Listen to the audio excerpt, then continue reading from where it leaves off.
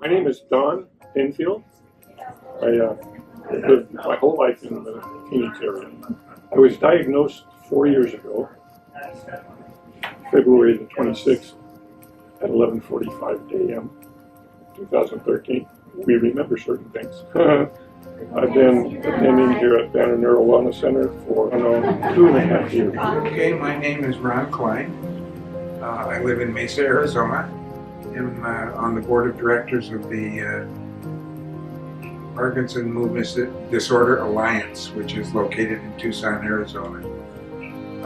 And I was diagnosed with Parkinson's disease in November of 2009. I was pretty sad, but not surprised.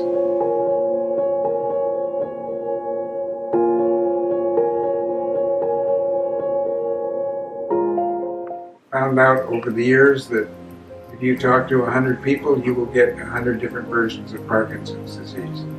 That it affects your thinking, your decision making.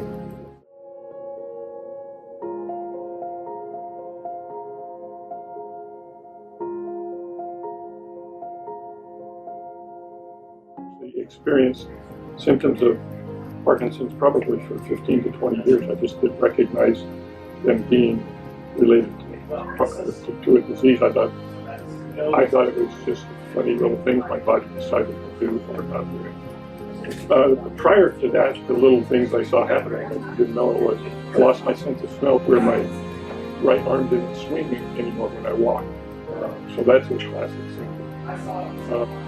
Initially, I had most, and the one that forced me into getting the diagnosis was the tremors. I know people who don't have the tremors, but then they probably have something that I don't. Symptoms started showing up probably about a year before I really got concerned about it. Before I was really diagnosed, I noticed I was getting a hand tremor, which is for most people the first thing that shows up. I noticed it getting worse. The symptom I have that bothers me the most is probably too much saliva and oftentimes drooling. And I made up a joke a while back about that. I told people that I was standing in front of the Victoria's Secret window and started drooling, and my wife won't let me look at the window anymore. The drooling was from Parkinson's. It's what I tell Jan. Probably my biggest problem is my hand dexterity. I used to be able to juggle. If I try that now, I break windows.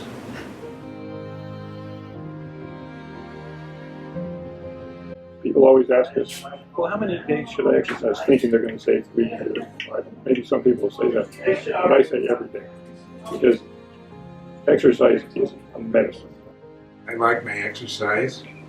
I've got a great tricycle that I ride. And I go every week to speech therapy. Keep me from tipping over. 3 wheels is better. Education, I think, is important for a person with Parkinson's. And one of the best educators we have happens to be each other in support groups. I take a medication called Cinnamon, which is the brand name for carbidopa-levodopa, which is the primary medication for people with Parkinson's. I have so many medications I can't stand it, but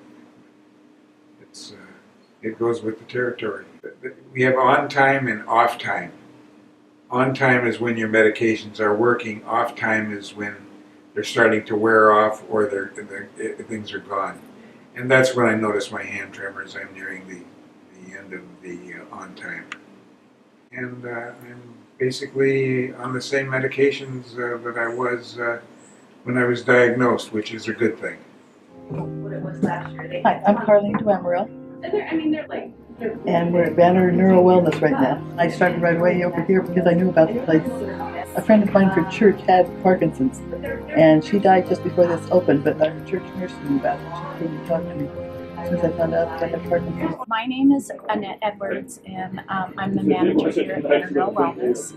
And I would say for somebody diagnosed with Parkinson's, that a few of the key ingredients is to have a movement disorder neurologist, therapies, speech therapy, physical therapy, and occupational therapy, and find a support group, and then have ongoing support and exercise.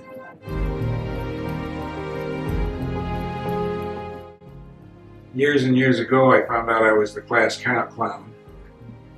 When the teacher said, "Mr. Klein, stop talking, or there's going to be a party after school," I asked him if there was going to be Coke and chips.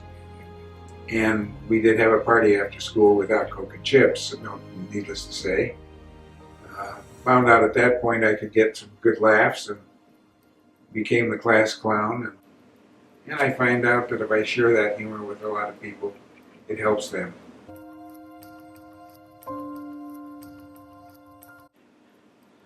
I think Parkinson's has gotten a lot of notoriety, and a lot of the population of the United States has been educated because of Michael J. Fox having Parkinson's.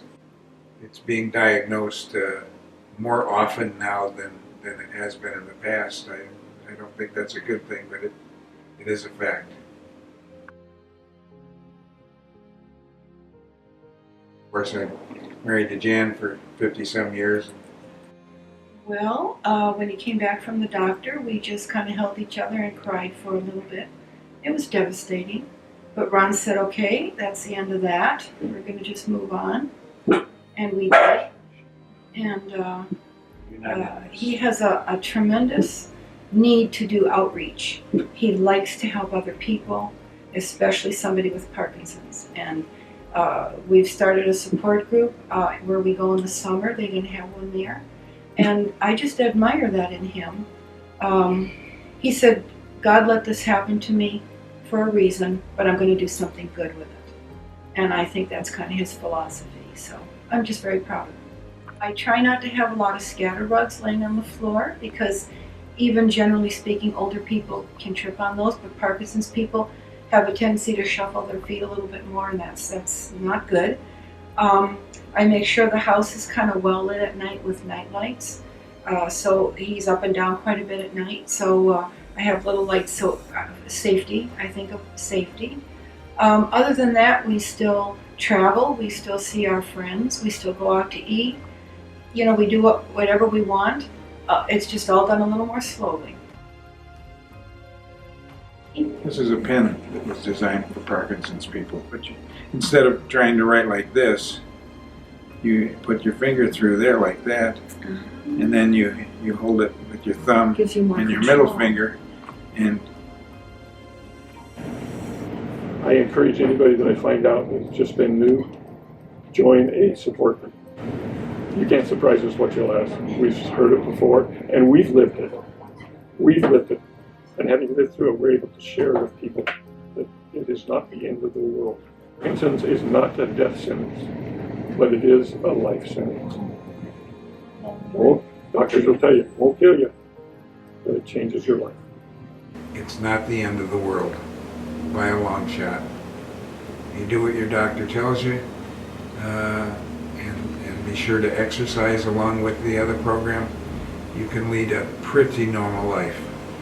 Parkinson's people become very embarrassed about going out because they're unsteady, they're slow, and some people think they're drunk, or they have a bad tremor and they're embarrassed about it, so they don't go out. Their world becomes very small. So twice a month, once for the east side, once for the west side, we have free pizza night where it's just a social. Just come out, other Parkinson's patients, and you feel comfortable and you have free pizza. I call this a funny thing happened on the way home from the neurologist, or my life with Parkinson's disease so far. All my mixed drinks are now shaken, not stirred. The drummer in my right hand qualifies me to be the backup drummer for the Rolling Stones.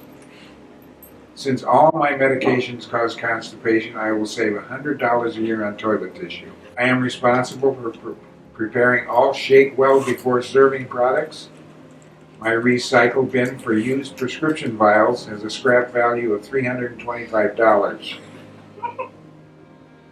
I have developed a love-hate relationship with my computer mouse as it attempts to take me on a cyberspace journey of its own choosing.